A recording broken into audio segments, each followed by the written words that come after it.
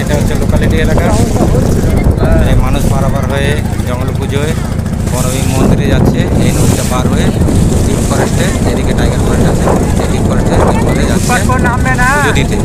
আজকের মঙ্গলবার, বৈশাখ মাসের শেষ মঙ্গলবার আজকের দিনেই মায়ের পুজো হয়। সেই পুজোতে অনেক ভক্ত আসে পুজো দিতে, লাখ লাখ দর্শক আসেন জঙ্গল দেখতে।